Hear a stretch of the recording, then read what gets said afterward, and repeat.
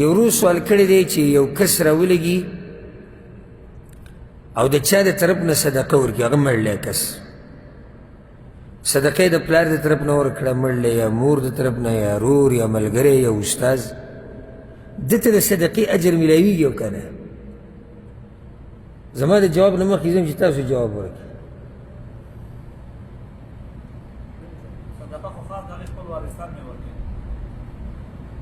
دغه بله مسله ده.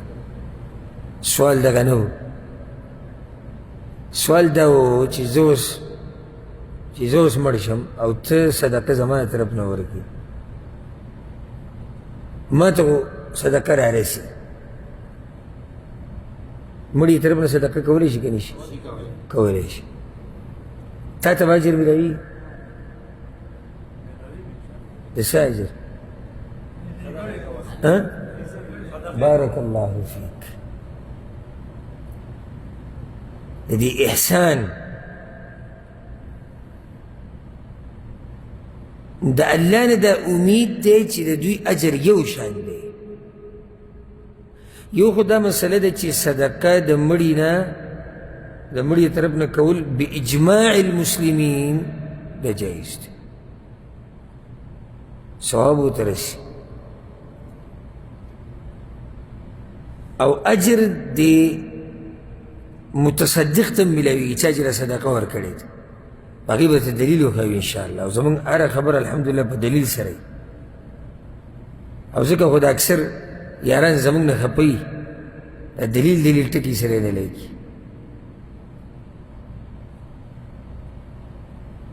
ما د یو مفتي صاحب نشست کتو د سوال جواباتو، اوس عوام خو پوه شوي دي، عوام چې سوال کوي نو پکې وایي دلیل پسې دی. نو اوس هغه پخواني قصې نشته، هغه چې کېږي او نه کېږي او کېږي او نه کېږي او کېږي او نه کېږي، صرف دا نو هغه به څه وي. ته پته چې اوس خو خلک نشم راټینګولی، بس چې خلک راته بیا وایي چې ګوره هلته تا چې توابیان وایي او دغه خوارې خبرې سره دلیل بیانوي، نو هغه به داسې وي. او دا کار کېږي، دې باب کې حدیثونه شته، او دا کار نه کېږي، دې باب کې حدیثونه نشته. بیا دې خبره ډم کړې دا ته کوم باب یادې او کوم حدیث یادې، هېڅ پته یې نه لګي. خو او دې باب کې حدیثونه شته. یو جواب پکې دا وی او کتابونو دا مسله راغستې ده، دلیل واوره که نه؟ دلیل څه دی؟ کتابونو خو ډېر څه راغستې دي چې کتاب کې راشي بس هغه به دلیل.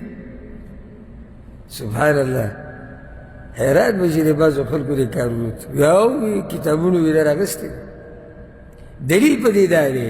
په صحیح مسلم کې حدیث دی، عائشہ رضی اللہ عنہ وی د پیغمبر صلی الله علیه وسلم خوا له یو کس راغی، وی یا رسول الله، وی زما مور اچانک مړه شوه،